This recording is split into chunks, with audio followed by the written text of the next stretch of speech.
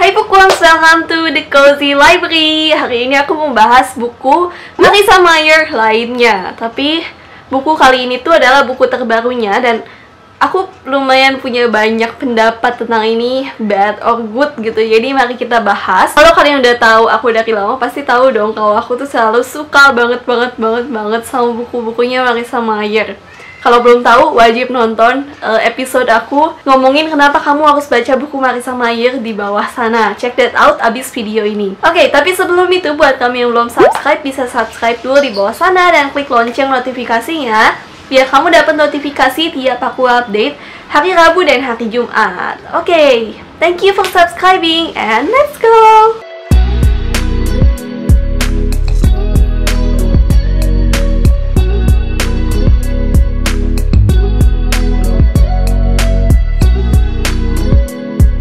Jadi sekitar 2 bulan yang lalu atau sebulan yang lalu aku tuh ngajak orang-orang di grup Discord, ayo dong temenin aku baca Instant Karma-nya Marissa Mayer karena aku nggak pingin baca sendiri, nanti nggak ada temen diskusi.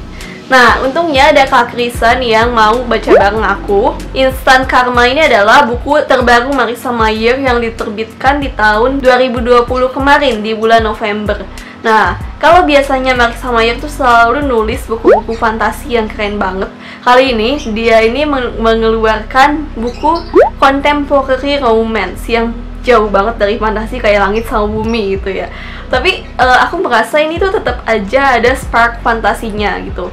Nah, oke, tentang apa sih Instant Karma ini? Jadi Instant Karma ini bercerita tentang Prudence dan Quinn. Prudence yang cewek, Quinn yang cowok ya, in case namanya nggak familiar. Mereka berdua tinggal di Fortuna, sebuah kota dengan pantai gitu. Jadi kalau dibayangkan mungkin Pangandaran kali ya gitu. Prudence ini nggak suka banget sama Quinn karena mereka berdua tuh bertolak belakang. Prudence yang dia ini rajin, tugas-tugas sekolahnya rapi, selalu dapat A+. Sementara Quinn yang kayak hari-hari banget sama tugas sekolah, yang bagus oke, nggak bagus juga ya udah gitu. Dan suatu waktu mereka harus kerja bareng di satu tugas kelompok. Kebayang gimana marahnya Prudence waktu Quinn tuh nggak serius gitu ngerjainnya. Dan Quinn juga waktu di awal-awal tuh bener aku kesel sama Quinn karena ini tugas mereka berdua gitu ya. Dan Quinn tuh kayak nggak berusaha sama sekali. Dan mereka berdua akhirnya dapat nilai yang jelek. Dan sejak saat itu tuh si Prudence tuh pingin balas dendam ke Quinn. Nah, suatu waktu Prudence itu jatuh dan pas bangun, apa yang dia katakan tentang seseorang itu selalu kejadian. Jadi misalnya ada orang yang nyetirnya tuh ugal-ugalan, lalu Prudence bilang ya kayak gitu tuh lebih baik tabrakan aja deh, nggak usah bawa mobil. Tahu-tahu kejadian kayak gitu, tahu-tahu beneran saat itu juga dia langsung tabrakan sama orang lain gitu. Jadi dia tuh kaget banget tiba-tiba dia dapat kemampuan buat casting instant karma kepada orang-orang di sekitarnya. Akhirnya dengan itu dia berencana buat balas dendam sama Quinn. Tapi kenapa cuma Quinn doang yang nggak mempan sama kekuatan dia ini gitu. Jadi sisi fantasinya tuh kan masih ada ya di sisi Prudence yang bisa cast instant karma ke seseorang. Menurut aku itu lumayan unik sih karena sejauh ini aku belum pernah mendengar ada buku yang kayak gitu konfliknya. Dan kota di dalam buku ini tuh lucu gitu, dan karakter-karakternya seperti kita tahu di contemporary romance itu lucu, kayak sweet dan cute romance gitu. Jadi contemporary ini kan bukan yang buat dewasa banget ya, jadi kayak lebih ke anak-anak SMA begitulah. Jadi romansnya tentu aja yang cute. Aku agak mixed feeling tentang ini gitu karena waktu baca asik sih sebenarnya, tapi buat aku karena aku udah baca buku-buku Marissa Mayer yang lebih great dari itu. Jadi waktu aku baca Instant Karma tuh berasa ini di bawah ekspektasi aku. Like oke, penulisannya bagus, latar bagus, konflik bagus, tapi enggak seseru fantasi dia biasanya. Karena fantasi dia biasanya kan action banget ya, jadi beneran ada thrilling gitu, kita tuh beneran kebawa masuk ke dalam ceritanya, kita kayak greget banget sama jalan ceritanya. Di sini tuh aku merasa biasa aja. Kak Krisan sih bilang katanya bagus ya, tapi buat aku yang mungkin udah baca buku-buku Marissa Mayer yang jauh lebih bagus dari itu, rasanya tuh kurang banget. Bukan berarti nggak bagus, bagus sebenarnya, cuman ada sesuatu yang kurang, nggak kayak buku-buku Marissa Mayer biasanya. Sebenarnya itu kekurangannya kalau kamu udah suka banget sama suatu penulis dan kamu udah tahu karyanya bagus banget, tiba-tiba ada suatu karya yang nggak sesuai ekspektasi kamu tuh rasanya jadi oke. Aku suka permasalahan yang dibawa sama Marissa Mayer di sini.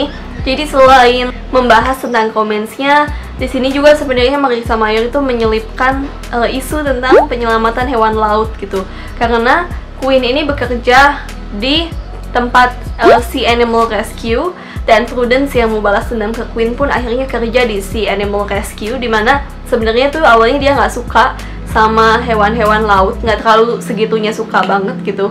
Sampai akhirnya setelah bekerja di situ tuh dia mulai peduli. Jadi Marissa Mayer di sini menyelipkan pesan buat kita tuh peduli sama hewan-hewan laut, karena keadaan laut seperti yang kita tahu sekarang, banyak sampah, banyak polusi dan sebagainya. Nggak cuma turtle doang yang perlu diselamatin, tapi mereka juga menyelamatkan anjing laut dan sebagainya. Lucu banget ya pokoknya. Dari segi karakter juga, Quinn dan Prudence ini menarik sih, karena mereka berdua ya seperti yang aku bilang punya kepribadian yang bertolak belakang. Jadi beneran kita lihat waktu mereka bekerja sama itu rasanya tuh seneng gitu. Karena lihat perjuangan mereka dari awal, ada perkembangan tokohnya, dan mereka dua-duanya di sini tuh seperti buku Marissa Mayer biasanya, nggak ada yang sempurna gitu. Jadi tokoh utamanya tuh nggak dibuat seakan-akan lebih bagus daripada tokoh cowoknya, karena di sini kita lihat dari sudut pandang ceweknya, dari Prudence. Tapi Prudence ini nggak dilihat sebagai tokoh yang dibagus-bagusin gitu. Tapi ada saat-saat aku kesel juga sama Prudence, ada saat-saat aku kesel juga sama Quinn. Jadi seimbang lah ya gitu. Juga di sini tuh banyak lagu-lagu oldies, apalagi lagu-lagu The Beatles. Karena di sini keluarga Prudence diceritain suka banget sama The Beatles, sampai anak-anaknya tuh dinamain sama nama lagu-lagu The Beatles. Prudence itu ada Dear Prudence, lagunya The Beatles. Lalu ada Jude dari Hey Jude, ada Elle dari Dear Ellie. Aku lupa judul lagunya yang itu.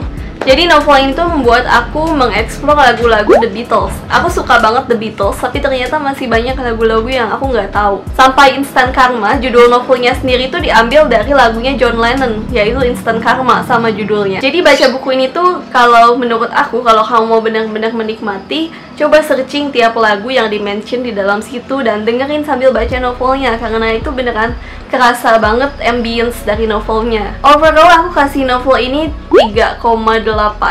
Itu rating terkecil yang pernah aku berikan pada buku Marissa Mayer. Biasanya full 5 yang beneran full 5. Makanya tadi aku bilang kenapa kalau kamu belum nonton video aku yang tentang Marissa Mayer yang lain, kamu harus nonton. Di bulan Februari rencananya juga aku mau baca Heartless dan Scarlet, buku keduanya Cinder sama Kak Krisan.